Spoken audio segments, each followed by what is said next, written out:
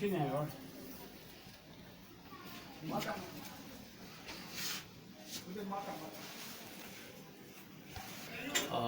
दास अमरीश शदानी, शदानी सेवक, यहीं पे पले बड़े हैं, यहीं पे जन्म हुआ था। तो ये सतगुरु साईं सदाराम, जिनको हम शिव अवतारी कहते हैं, ये उनकी दुख मंजनी धुनी साहब है और इसको हम शिवलिंग का प्रतीक भी मानते हैं। क्योंकि इसका अगर आप शेप देखें, प्रकार देखें तो वहीं से निकलता है और हम अपने सतगुरु साईं सदाराम को शिव का अवतार मानते हैं। ठीक है, उन्होंने सबसे पहले धुना आके माथेलो में दुखाया था और उसके बाद रतन करते हुए हयात पिताफी में, यहीं पे पूरा होता है। और हमारी ये मान्यता है हमारे सतगुरुओं की कि जो भी इस दर पे आके धुनी साहब के आगे आके बैठता है, अपनी मन की मुरादें सतगुरुओं के चरणों में रखता है और ये धुनी पानी में मिला के पीता है, सर पे लगाता है, तो उसकी सारी मन की मुरादें पूरी होती हैं। ये इस दरबार की मान्यता है।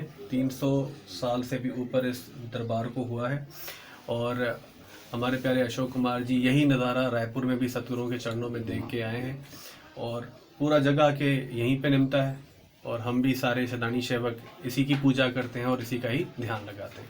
जय श्री राम। सर, कहने का मकसद ये है कि जो शदानी दरबार आज से जो ऐतिहासिक दरबार है उसकी जो मेन बुनियाद और उनका मेन कॉन्सेप्ट यही है।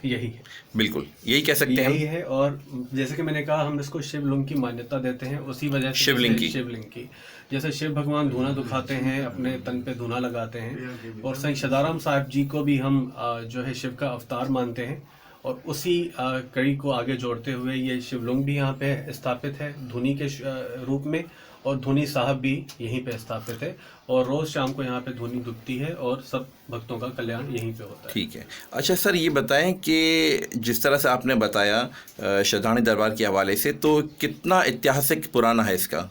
1709 से लेके ये दरबार है। जी। संत सदाराम साहब जिनका जो जन्म है वो 1709 में ही हुआ था। 1709 में। 1709 से ये दरबार है और आप देखें, गद्दी से गद्दी, जोत से जोत चलती हुई आ रही है और हमारे जो वर्तमान पीठाधीश्वर सतगुरु साईं दृष्टलाल जी महाराज हैं, वही इस दरबार के जो है वर्तमान पीठाधीश्वर हैं और वही इस कड़ी को आगे बढ़ा रहे हैं।